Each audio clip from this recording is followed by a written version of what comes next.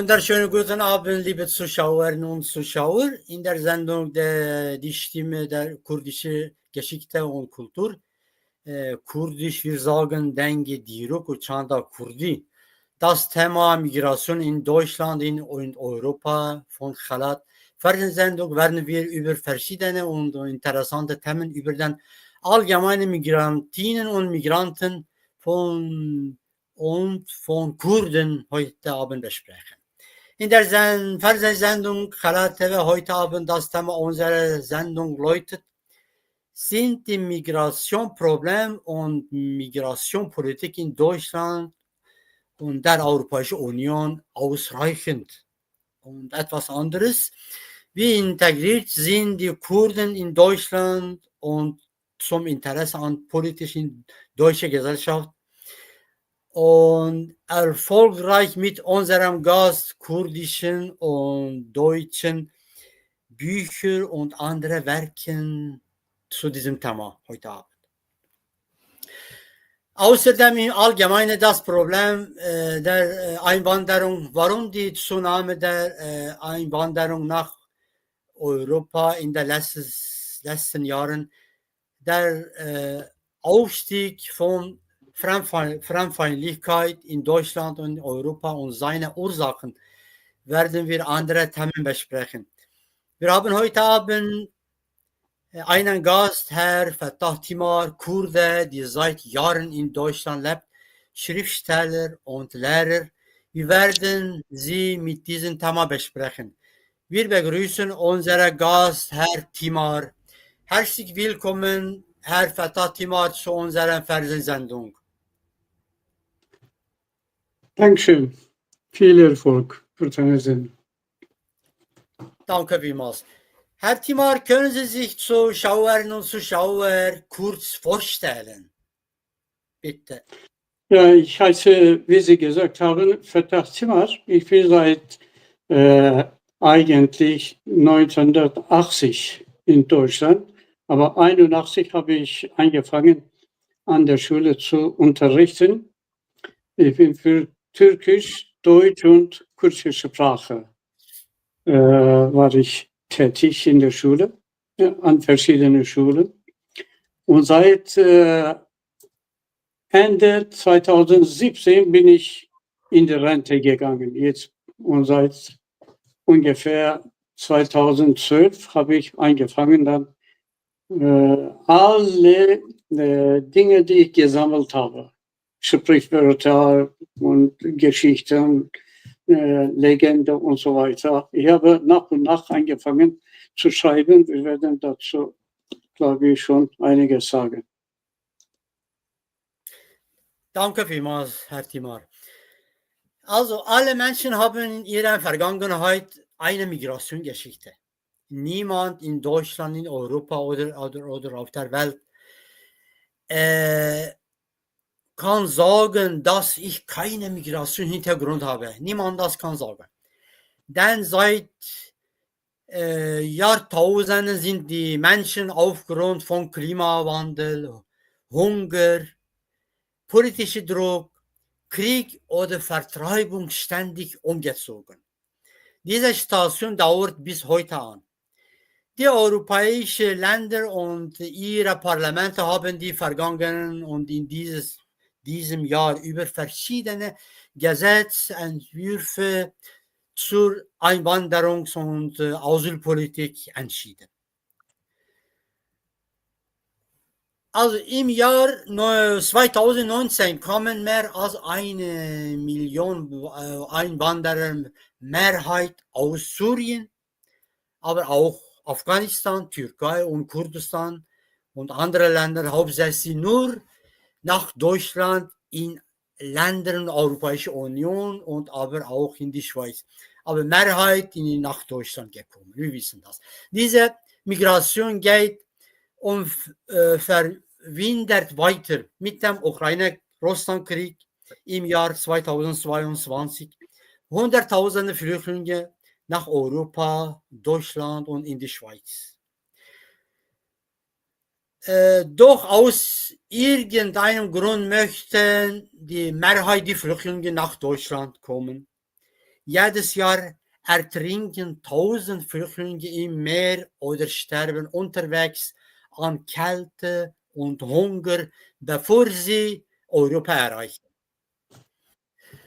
Herr Timar, möchte ich diese Frage Ihnen stellen, warum wandern die Menschen nach Deutschland und Europa aus? Was denken Sie über dieses Thema? Bitte. Ja, Sie haben selbst einige Aspekte schon genannt, also Kriege, Hunger oder Ungerechtigkeiten in manchen Ländern, diktatorische Regierungen veranlassen die Menschen, ihre Heimatländer zu verlassen. Einerseits. Auf der anderen Seite, selbst wenn man nur an Deutschland denkt, Deutschland hat erste Einwanderer oder erste Migranten 1955 nach Deutschland geholt, also aus Italien. Danach ging weiter von Griechen, 61 aus der Türkei, Spanien, Portugal, Tunesien und so weiter. Und sie brauchten damals Arbeitskräfte. Ja. Und Migration hat zwei Seiten. Also einmal diese Industrieländer, die Arbeitskräfte brauchen oder billige Arbeitskräfte, sage ich, brauchen. Aber Entsenderländer, Herkunftsländer haben auch daran Interesse, wenn hohe Arbeitslosigkeit in einem Land ist, zum Beispiel die Menschen, die massenweise die Türkei verlassen haben, waren nicht nur teilweise, großer Teil waren Arbeitslose. Dörfler, die Stadtleben nicht kennengelernt haben, keine Erfahrungen damit hatten, mussten nach Deutschland kommen. Das war für sie einerseits ein Schock. Und auf der anderen Seite also deutsche Politiker, nach meiner Meinung, machen eine falsche Politik, die sagen Menschen in Deutschland nicht die Wahrheit. Deswegen sind mittlerweile einige Parteien entstanden sind, die sehr stark ausländerfeindlich sind, weil die Deutschen brauchen jährlich offiziell ungefähr 500.000 Menschen, damit die Demografie überhaupt aufrechterhalten. Einerseits machen sie diese Politik, aber auf der anderen Seite, damit die Stimme nicht verlieren, die erzählen nur negativ über Migranten, die ins Land geholt worden sind. Okay, eine Gruppe von Migranten. Es gibt auch nicht nur Migranten, die aus ihren Ländern über die internationalen Grenzen, also ihre Heimatländer verlassen und irgendwo landen in Europa bzw. in Deutschland. Aber es gibt auch innerhalb gleicher Staat, also Innenwanderung findet auch statt. Also die sind auch Migranten. Migranten, die deutsche Staatsangehörige sind. Aber die anderen sind die Migranten, die keine deutsche Staatsangehörigkeit haben. Und ich muss auch dazu sagen, diese ständige Versuche, wieder nach Deutschland zurückzukommen. Erste Generation Angehörige sind für eine begrenzte Zeit nach Deutschland geholt worden, 1961. Also es war ein Rotationssystem. 2 oder 3 Jahre durften die hier arbeiten, wieder zurück und die anderen Arbeiter mussten wieder her. Aber 1973 hat man dann eine andere Stopp veranlagt und danach dann kamen nur Familienangehörige und neue Migranten kamen nicht. Bis 90er Jahre, die durch diese Zustände in der Türkei bzw. in Kurdistan, also ca. 5000 Dörfer, die dem Boden gleich gemacht worden sind. Also Menschen haben Kurdistan verlassen, Richtung Westen der Türkei, und ein Teil davon ist nach Europa gewandert. Also Also die Zahl von dieser zweiten Gruppe war höher als die Zahl von denjenigen durch Anwerbeabkommen zwischen Deutschland und der Türkei nach Deutschland gekommen sind. Und die haben dann große Probleme gehabt. Also diejenigen, die zuerst gekommen sind, waren heimatorientiert. Die haben immer gedacht, ich spare ein bisschen und kehre zurück. Und die haben an Integration auch nicht gedacht. Wir werden vielleicht an Integration auch denken, ansprechen. Aber diejenigen, die durch diesen Zustand, Kriegszustand in Kurdistan, also die sind hier festgeblieben. Also die haben dann jahrelang dafür gekämpft, dass sie anerkannt werden, also alle anerkannte Flüchtlinge hier bleiben. Ich denke, es gibt eine gewisse soziales System in Deutschland. Menschen, die nach Deutschland kommen, machen einfach eine Werbung. Es gibt viele, die wirklich mit ihren Familienangehörigen oder Bekannten, Verwandten nochmal darüber reden und einfach nach Deutschland eine Art einladen Menschen. Also dieses soziale System ist auch ein Grund, kann ich sagen. Aber das heißt nicht, dass sie keine Probleme haben. Also wie Sie auch genannt haben, also Kriegszustand, Hunger, diktatorische Haltungen in verschiedenen Ländern und Sie haben aufgezählt, nicht nur Ukraine, ja. Afghanistan kann man nehmen, Pakistan und Indien nehmen, Niger nehmen, Nigeria nehmen, verschiedene afghanische Länder oder jetzige Mittlere Osten, also Irak, Syrien, Libanon und so weiter. Also aus diesen Gebieten kommen dann Menschen nach Europa und wenn sie schaffen, dann kommen sie auch nach Deutschland. Genau. Danke, vielen Dank für Ihre Gedanken zu diesem Thema. Also lassen Sie uns nun ein wenig über die Kurden und ihre Kurzgeschichte sprechen. Wenn wir uns die kurdische Geschichte ansehen, waren die Kurden während ihrer jahrhundertelangen Gefangenschaft immer wieder Opfer von Massenmorden, einschließlich Deportation durch türkische, arabische und persische Staaten im Nahen Osten. Die Kurden werden seit Jahren unterdrückt und hatten noch immer keine Chance, ihre eigene Stadt zu gründen. Die Kurden haben ein Sprichwort: Wir haben keine anderen Freunde als die Berge. Die Kurden sagen das immer, wiederholen das immer. Mit dem Vertrag von Lausanne im Jahr 1924 wurde das kurdische Heimatland in 4 Teile geteilt. Die Kurden leben noch immer gespalten innerhalb ihrer eigenen geografischen und unter der Unterdrückung so kolonialistische türkische, arabische und persische Staaten. Aufgrund dieser Unterdrückung verteilten sich die Kurden als Flüchtlinge auf der ganzen Welt.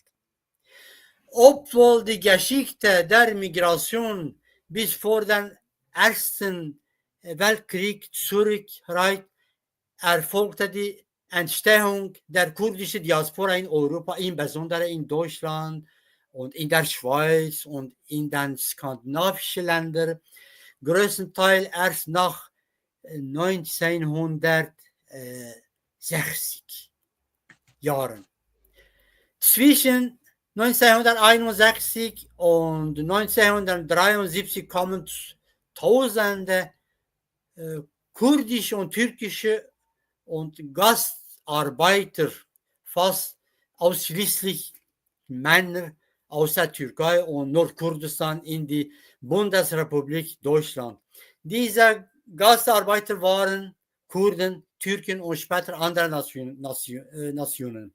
Nach dem Militärputsch in der Türkei im Jahr 1980 kamen unter dem Druck des türkischen Staates tausende Kurden, Türken und Angehörige anderer Minderheiten als politische Flüchtlinge nach Deutschland und andere europäische Länder. Damals und heute noch gelten die Kurden als Türken. Ganz Europa, weil sie haben keine Stadt. Sie sind als Türken anerkannt, nicht Kurden. Auf der Ausweis geschrieben, Türken, Araber, Syrier, keine Kurden. Da sie staatenlos sind. Daher ist nicht genau bekannt, wie viele Kurden in Deutschland und Europa leben, weil Kurden keine Stadt haben, von Kurden bekannt geben. In Europa gibt es noch immer viele kurdische Einwanderer, die ohne Papiere sind und daher nicht in der Statistik erfasst werden. Nun meine Frage, Herr Timar. Herr Timar, wann begann die Migration der Kurden nach Europa und Deutschland? Früher, Sie haben ein bisschen schon erzählt, aber Sie können kurz noch einmal wieder das unsere Zuschauerinnen und Zuschauer sagen. Noch etwas, wie ist die allgemeine Situation von Migranten und Migrantinnen und Migranten in Deutschland und wie viele Kurden leben ungefähr in Deutschland? Können Sie unsere Zuschauerinnen und Zuschauer darüber ein bisschen erzählen? Bitte schön. Ja, so wie Sie genannt haben, also erste Welle. Also es gibt verschiedene Etappen, aber besonders nach also 1950 kamen manche Intellektuelle und manche Studenten, die in Europa studiert haben, die haben auch ihre Vereine gegründet, also kurdische Studentenvereine gegründet. Später ist gespaltet, dann waren die zwei und so weiter. Aber zweite Welle ab 1900, durch diese Abkommen, was ich vorhin gesagt habe, 61, es war 30. Oktober 61, erste Anwerbeabkommen. Und ich möchte ein Zitat aus dem Buch von Ismail Beşikçi sagen. Ismail Beşikçi hat festgestellt, also nachdem erfahren hat, dass türkische Innenminister damals eine Geheimsitzung abgehalten hat und das war in einer Zeit, in der wirklich in vielen Städten Büros eröffnet worden sind und man hat eine Art Reklame dafür gemacht, dass die Menschen sich melden und nach Deutschland wandern. Und damals hat man bei der Sitzung solche eine Entscheidung getroffen. Also wir müssen die Erdbeben in verschiedenen Bereichen im Osten der Türkei als Anlass nehmen und möglichst viele Menschen nach Westen der Türkei transportieren, evakuieren. Oder sogar nach Europa, zum Beispiel nach Deutschland schicken. Zitat steht genau so. Wenn nur 20% nicht zurückkommen, dann haben wir gewonnen. Das heißt, also mit diesem Abkommen hat man auch eine gewisse Politik gemacht.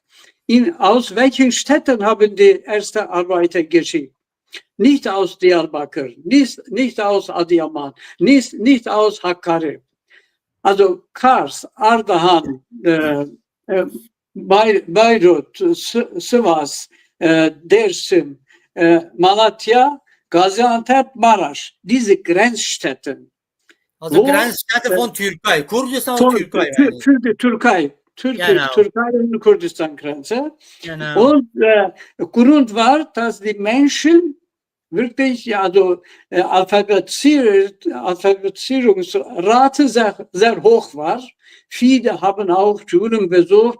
Bewusstsein ist wirklich vorangekommen und die Menschen waren in verschiedenen Bereichen wie Gewerkschaften organisiert. Der Staat wollte davon loswerden. Die haben auch so keine schmutzige Politik betrieben. Und damals steht auch genau so, also diese Anwerbeländer haben auch Deutschland darum gebeten, dass sie Arbeiter aus ihren Ländern holen. Das war auch in Italien so, in Griechenland so, in Spanien so und in der Türkei auch so. Also die Arbeitslosenrate in der Türkei war damals wirklich sehr hoch und die wollten, dass diese Menschen, arbeitslose Menschen, einfach weg sind oder die anderen, die arbeiten, nach Deutschland gehen und Platz für die Arbeitslose irgendwie frei wird. Also die haben solch eine Politik betrieben. Das war dann Höhepunkt. Viele, viele. Ein Drittel von Menschen, die aus der Türkei gekommen sind, man kann sagen, dass sie Kurden sind. Sie haben es schon genannt. Wir haben in Bottrop, in dieser kleinen Stadt, eine Untersuchung machen lassen. Wir haben alle Unterlagen von Hoch- und Tiefbauamt bekommen, von der Stadt. Und ein deutscher Geograf hat in unserem Verein auch untersucht. Aber wie gesagt, in Bottrop damals lebten so ungefähr 2090 und davon diese 90 waren aus Libanon, libanesische Kurden. Und 2000, wir haben empirisch gemacht, diese Untersuchung. Also face to face, also wir sind zu Familien gegangen und wir haben auch nicht Freundenkreise. Aus unseren Mitgliedschaften waren nur 4 dabei. Wir haben so neutral gemacht. Also von 100 Leuten haben wir 5 genommen. So ungefähr. Alle Menschen, die aus der Türkei gekommen sind.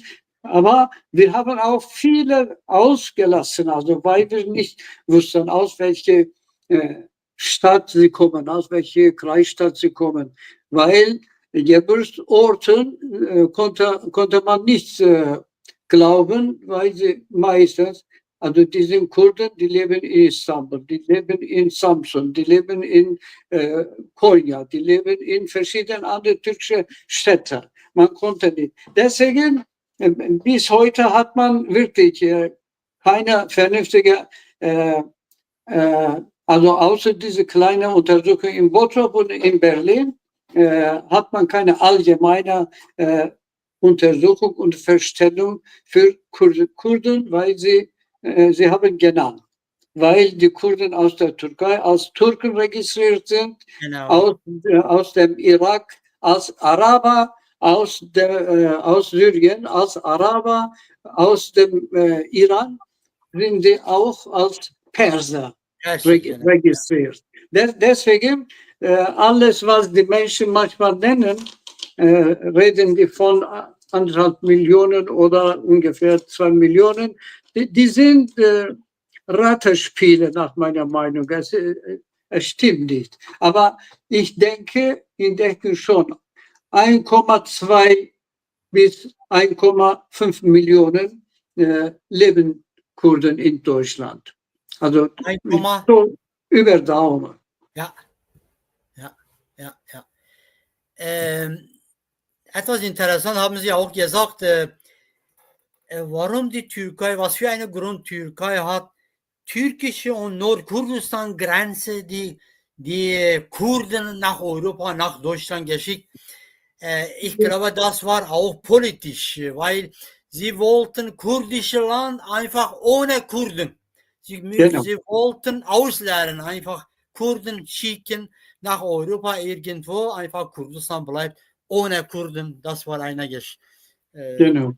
Genau. Und noch etwas, Sie haben Ismail Beşikçi gesagt. Ich möchte kurz das auch darüber ein bisschen Information geben. Ja, Ismail Beşikçi, ein Schriftsteller und noch eine einfach Soziologe. Sozial Wissenschaftler kann man sagen, genau. Ja, Er ist ein Türke und er war über 17 Jahre im Gefängnis wegen kurdischer Probleme. Wegen Kurden war 17 Jahre im Gefängnis und hat viele, viele Bücher geschrieben über Kurden. Er lebt noch immer jetzt in der Türkei. Er ist alt, aber er ist immer noch sagt, Kurden müssen eigene Stadt bilden und es lebe Ismail Beşikçi, können wir sagen. Also Gehen wir etwas wieder ein anderes Thema. In den letzten Jahren haben wir den Erfolg der zweiten und dritten Generation kurdischen Migrantinnen und Migranten in Politik und Wirtschaft der deutschen Gesellschaft miterlebt. Andere europäische Länder auch. Wir wissen, dass sich manche Ausländer weder in Deutschland noch in Europa integrieren können. Aber ausländische Arbeitskräfte haben in der Vergangenheit in Gegenwart eine wichtige Rolle bei der wirtschaftlichen Entwicklung in Deutschland und in Europa gespielt. Man kann das sagen.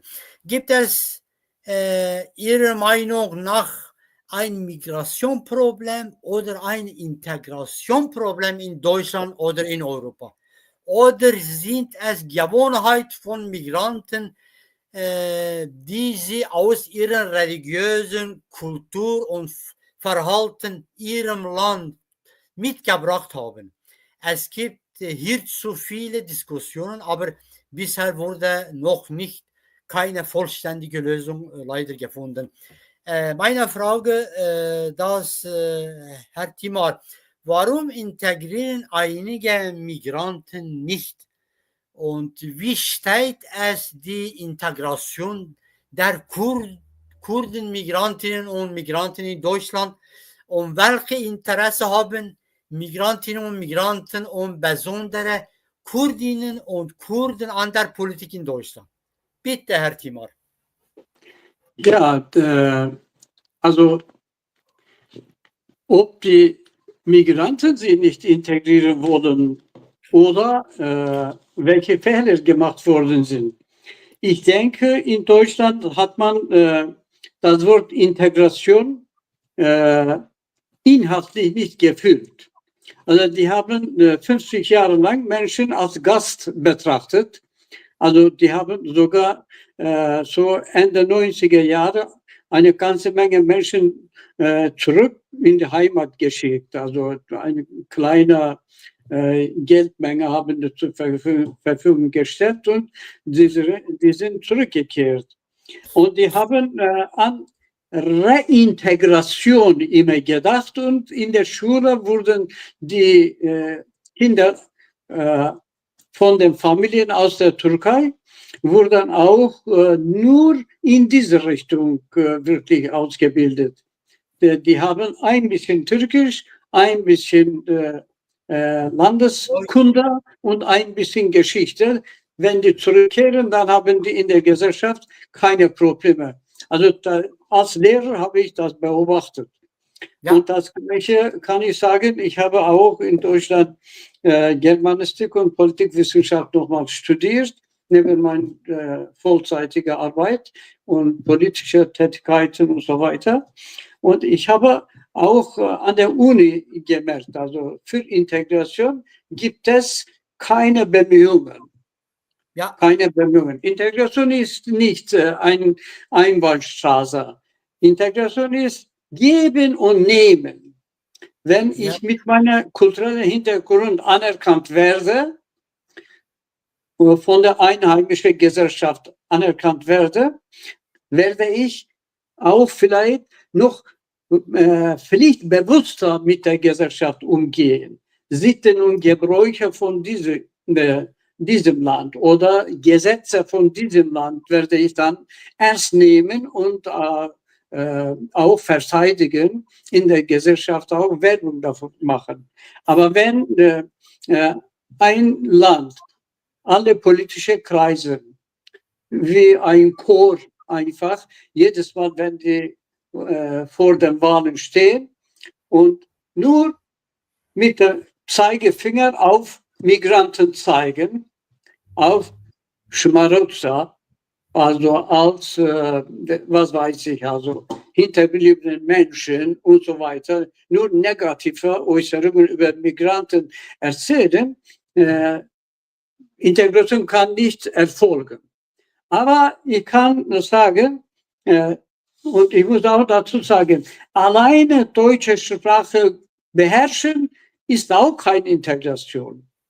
Wenn die Menschen diese Einstellung im Hinterkopf haben, mich als ein Problem in diesem Land betrachten, dann ich kann mich nicht anerkannt fühlen. Wenn ich mich nicht anerkannt fühle, das heißt, dass ich nicht integriert bin.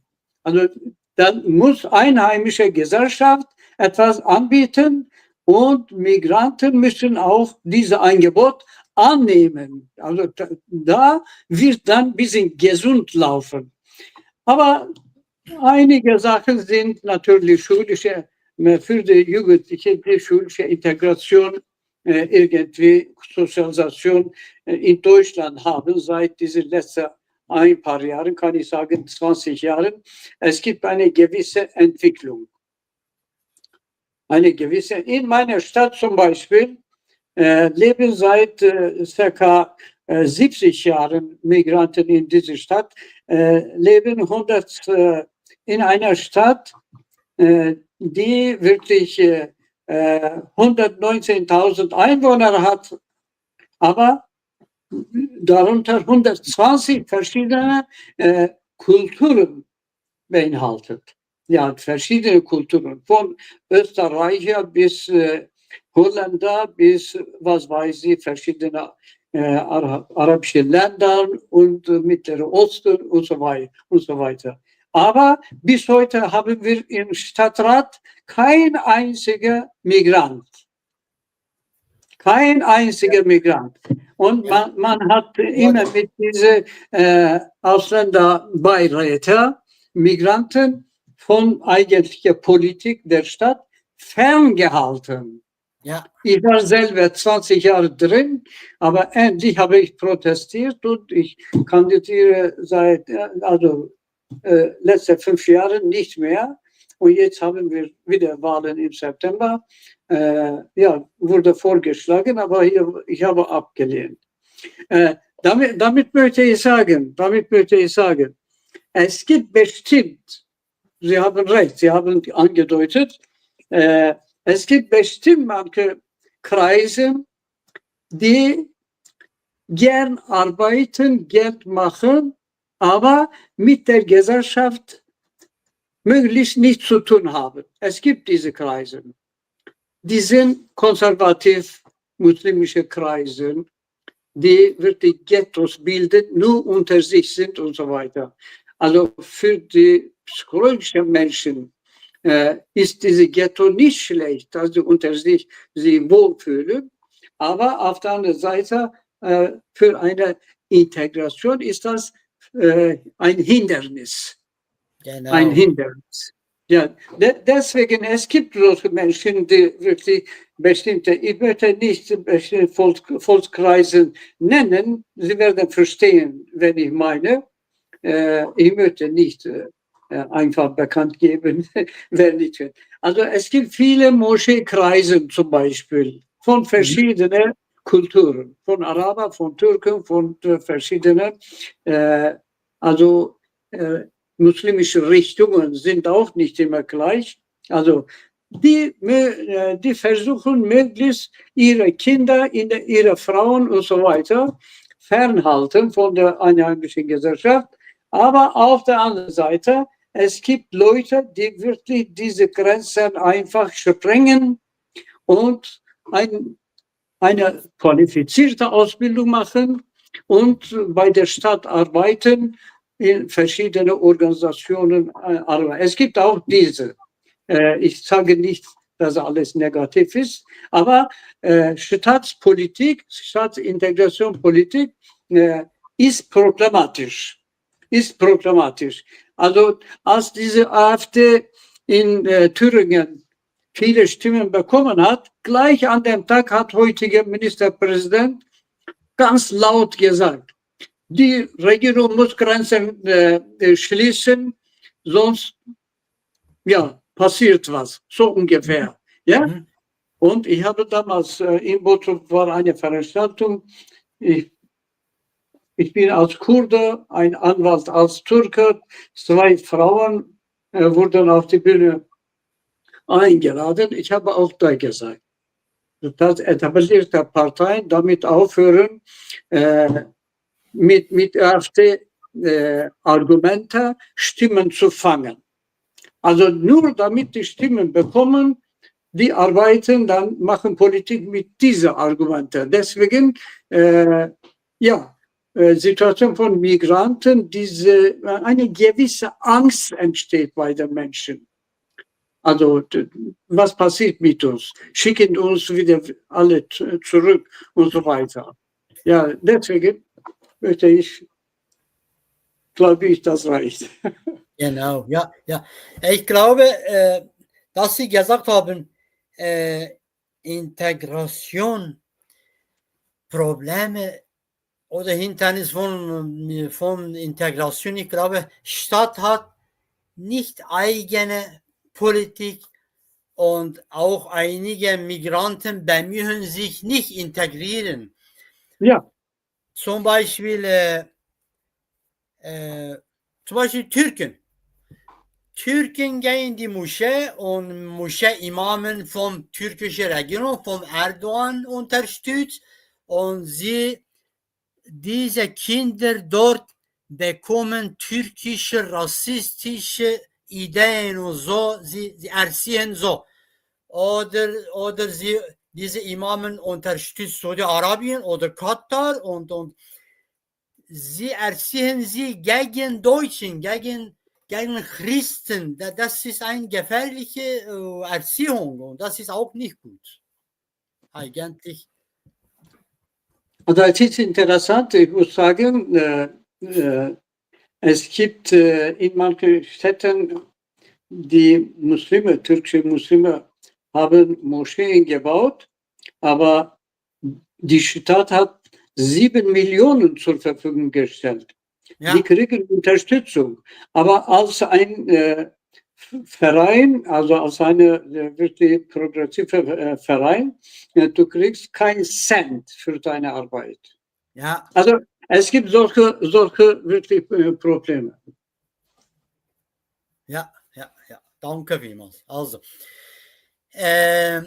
da möchte ich auch hier ein Beispiel geben.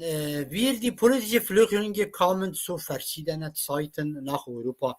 Europäische Länder haben uns nicht, also diese Länder haben uns nicht eingeladen und wir sind vom Krieg, Folter und Gefängnis geflohen und haben in diese Länder Zuflucht gefunden.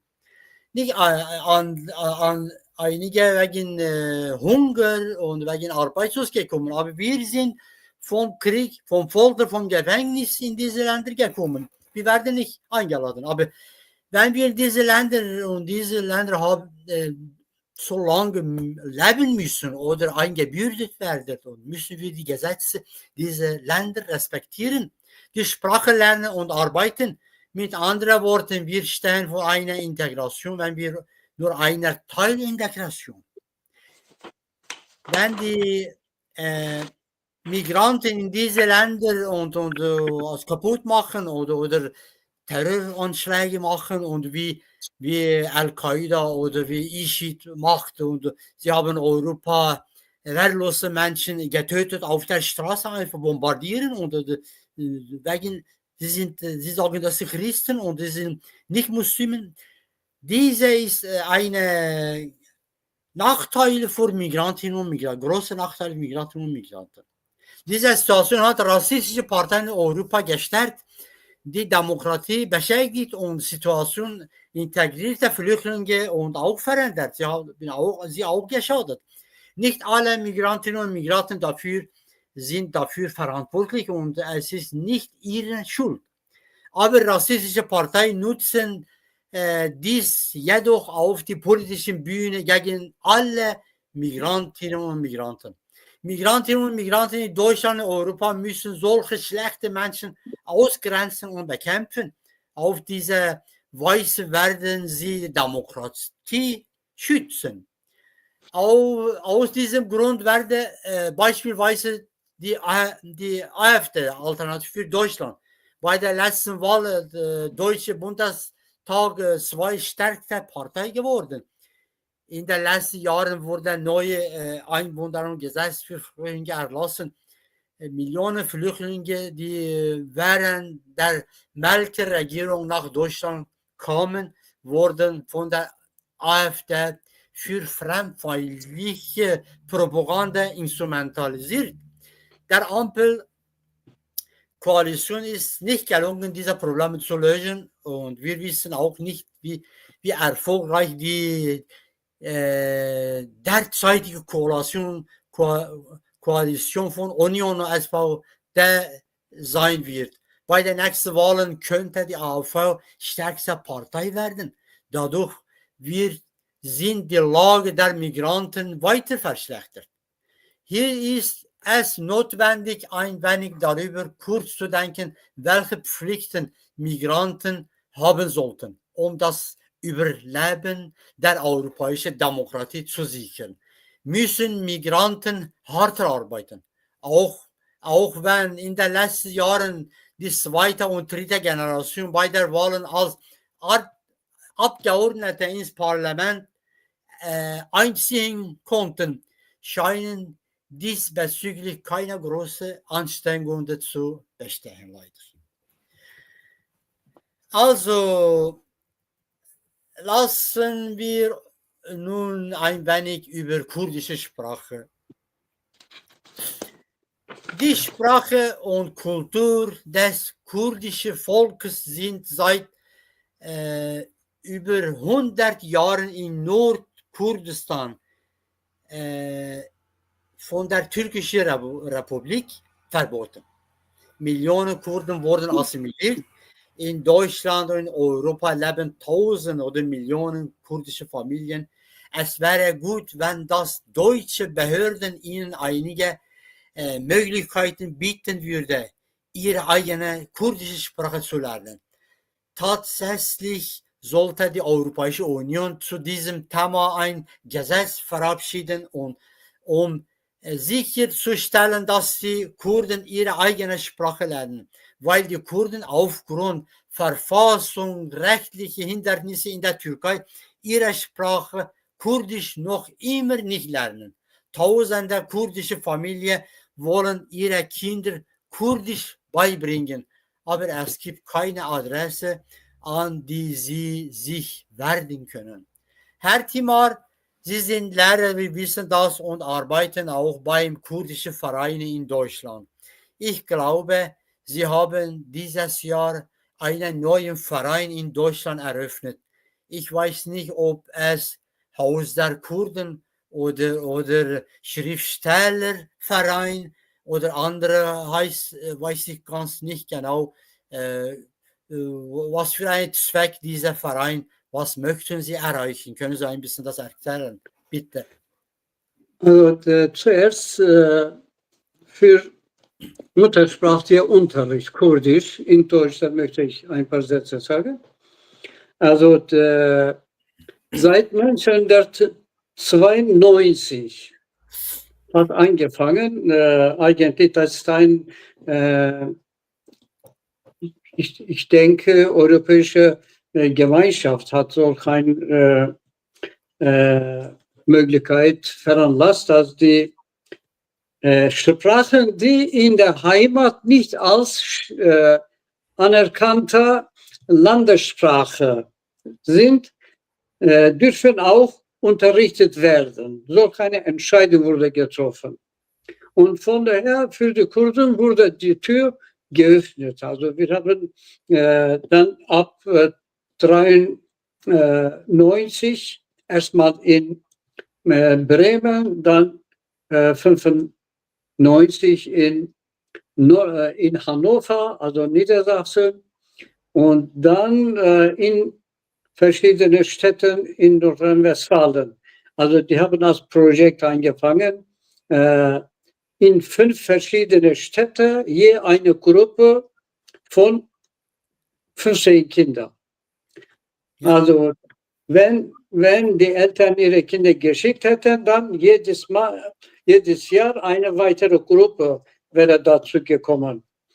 Das war erstmal schwierig. Man hat keine Lehrer dafür gefunden. Deswegen ich bin zu 2 Städte geschickt worden. Also ich bin für 5 Stunden nach Duisburg. Duisburg gehört Düsseldorf. Meine Stadt ist bei Münster. Aber trotzdem wurde mich gefragt, ob ich annehme. Ich habe ja gesagt. Ich fuhr dann 30 Kilometer nach Duisburg. Ich habe kurze Kinder da unterrichtet. Und jetzt mittlerweile kann ich sagen, so ungefähr 3000 kurdische Kinder sind in der Schule, im Kurdischunterricht. Ja. Circa 27 Lehrer unterrichten in mittlerweile 7 verschiedene Länder. Also Berlin, Rheinland-Pfalz, Hamburg, Niedersachsen, Nordrhein-Westfalen und so weiter in verschiedenen Städten. In Bremen, pardon. Also deswegen, die Lage hat ein bisschen geändert. Aber wenn Sie mich fragen, ob die Kurden genug Wert darauf legen, ihre Kinder zum Unterricht zu schicken, sage ich nein. Ja? Wir sind immer als Lehrer von Tür zu Tür gegangen. Wir haben Listen erstellt. Wir haben gesagt, so und so viele Kinder haben wir nächstes Jahr in der Gruppe. Aber als Unterricht angefangen hat, dann waren nur wenige dabei. Aber trotzdem laufen im Moment viele Vereine, besonders Vereine aus Südkurdistan und auch Südwestkurdistan, aus syrische Kurden. Ja, sie unterrichten auch in ihren Vereinen. Wir haben auch dieses Jahr solch eine Gruppe im Verein gehabt. Aber wir versuchen, die Eltern zu überzeugen, dass die Anträge stellen und die Kinder offiziell in die Schule gehen. Also, dass Lehrer dafür einfach ernannt werden und so weiter. Aber da bewegt sich nicht so viel, weil die Lehrer diese Qualifikation nicht mitbringen. Dieses Problem haben wir. Ja? Also, wir haben Kinder, wir haben auch Elternwille, aber wir haben keine qualifizierten Lehrer, die einfach erstmal kurdische Sprache auf Niveau C1 beherrschen und gleichzeitig pädagogische deutsche Sprache auch beherrschen, damit sie mit deutschen Lehrern zusammen arbeiten können. Eine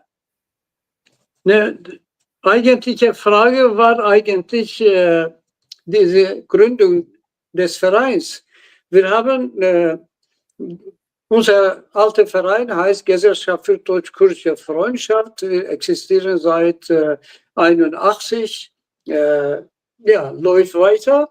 Aber wir haben einen Schriftstellerverein, heißt auch Fakir Teiran, Schriftsteller in Deutschland.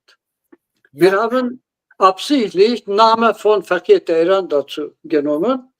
Alle Mitgründer waren damit einverstanden. Und wir haben eine Frage.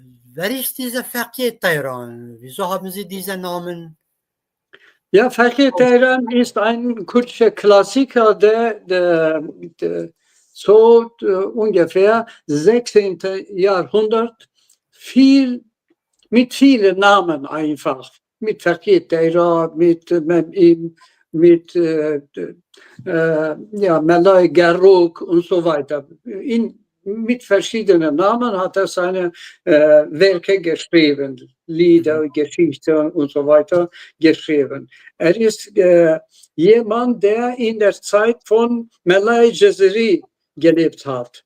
Die beiden haben zusammen auch viel unternommen, viel geschrieben. Also die kommen, man kann sagen, der Ahmed Khane hat diese Arbeit von Fakir Teiran, von Melai Jaziri, von Ali Hariri als Basis genommen und dann diese Memoiren geschrieben. Ja? Ja. Also solch eine Persönlichkeit ist er. Wir wollten, dass sein Name auch in der Gesellschaft ein bisschen mehr bekannt ist. Deswegen haben wir seinen Namen genommen. Und wir haben bis jetzt einige Mitglieder aus verschiedenen europäische Länder. Aber wir werden, glaube ich, im November, glaube ich, Oktober, November, eine Bücherausstellung. Also wir werden Ja. verschiedene Schriftsteller und verschiedene Verleger einfach einladen. Als erste Aktion eine Bücherausstellung werden wir anbieten. Wir werden rechtzeitig bekannt geben. Ja. Ja. Okay. Danke, Herr Timar. Herr Timar möchte eine Frage stellen, die vielleicht eine einfache Frage. Wisst ihr, früher war die kurdische Unterricht an Schulen in nur Kurdistan verboten, in der türkischen Regierung, türkischer Regierung, war verboten. Damals vor 40, 50 Jahren, das war unmöglich, Kurdisch zu lernen. Zum Beispiel, ich habe Kurdisch da in Europa, habe ich selber gelernt. Und ich wollte fragen, wie haben Sie Kurdisch gelernt? Kann ich das fragen? Wie haben Sie Sie bemüht? Ja, ich kann sagen, ich bin ein Autodidakt. Ich habe kurdische Sprache mir selber beigebracht. Also schon 1975 habe ich daran gearbeitet, aber als ich in Deutschland war, ich habe mit meinem zweiten Studium angefangen neben meiner Arbeit. Ich habe gleichzeitig an der Uni Essen unterrichtet, Kurdisch unterrichtet. Genau. Ja. Das war ein Anlass, dass ich mich vorbereite. Mhm. Ich habe selber Texte geschrieben, Dialoge geschrieben. Ich habe selber einfach, damals habe ich wirklich nicht so viel Hilfsmaterial. Jetzt haben wir so viel eigentlich. War ziemlich schwierig.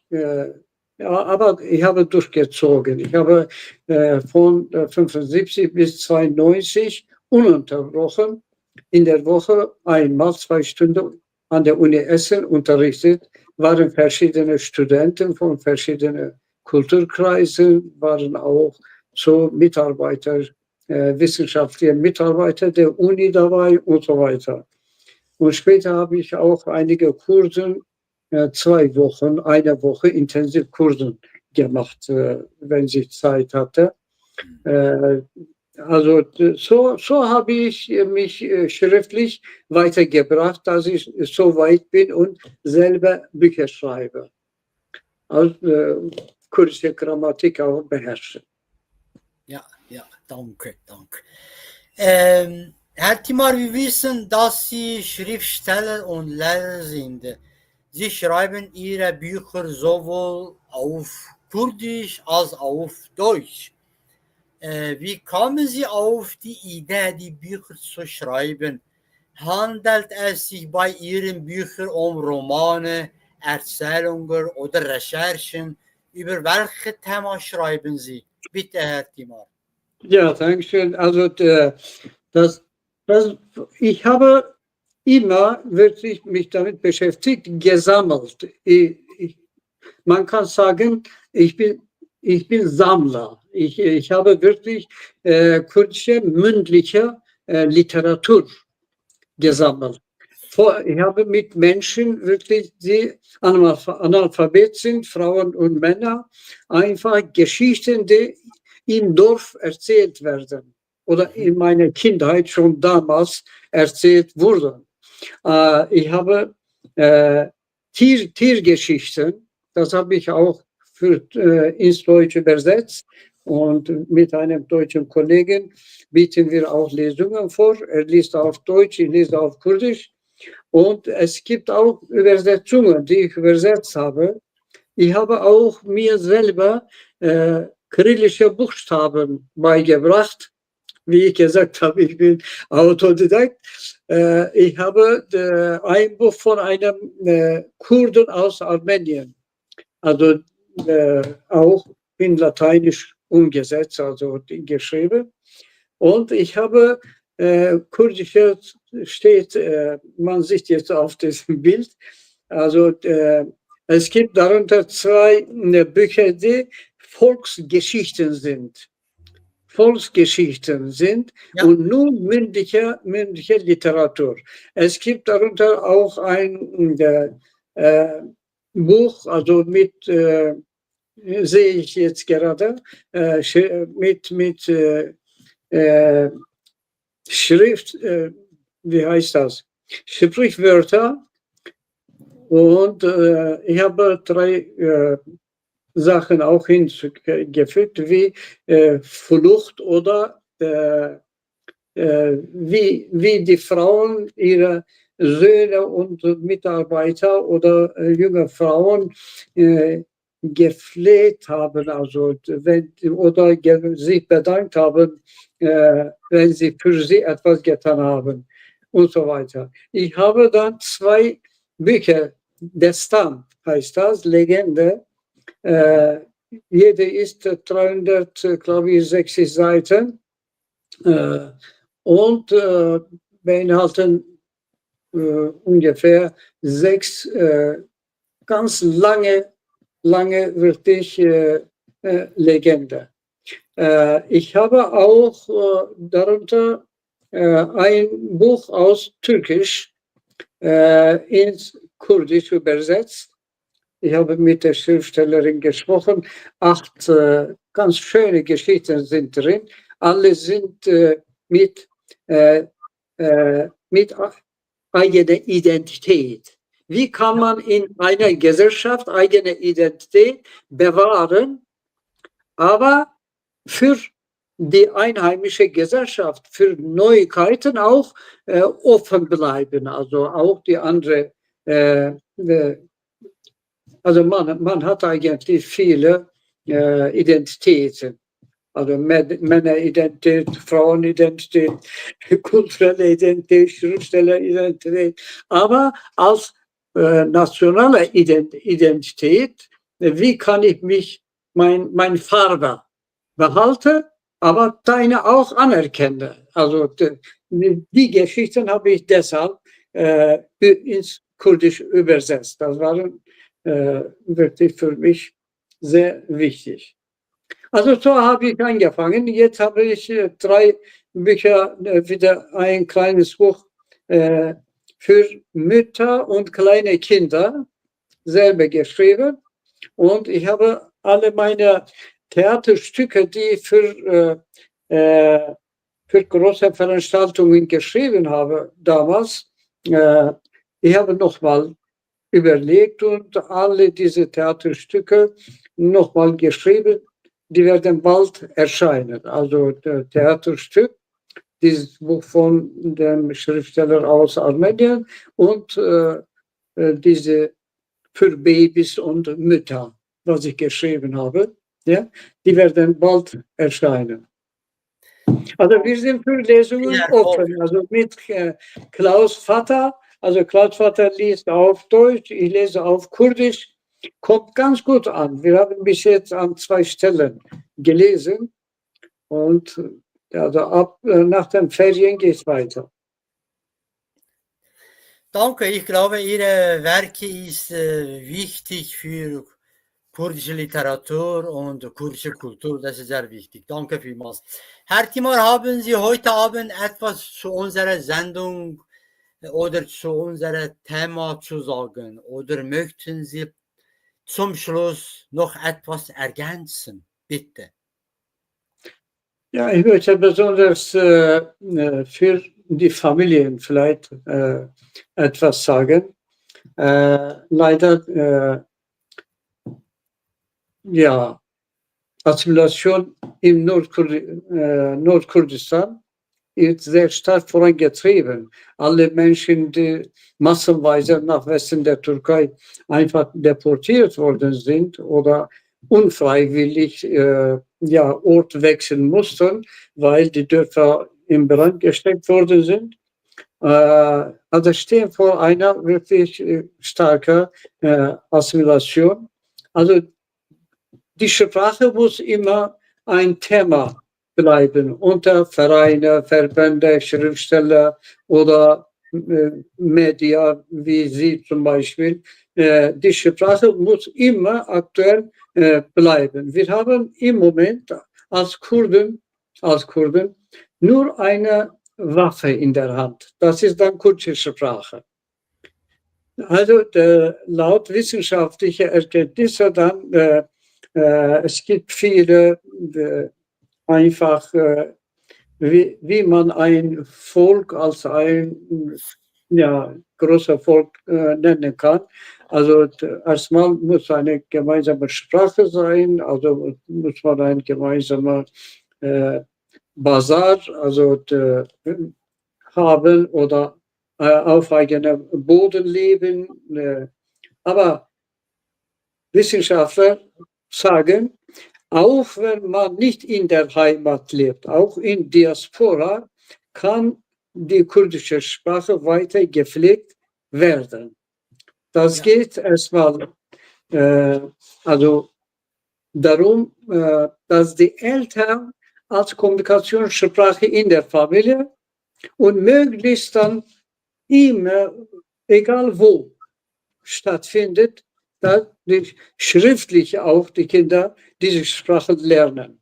Also ich weiß nicht, inwieweit in der Schweiz in der Schule Kurdisch angeboten wird, aber ich weiß, dass einige Schulen gibt es eigentlich. Ja.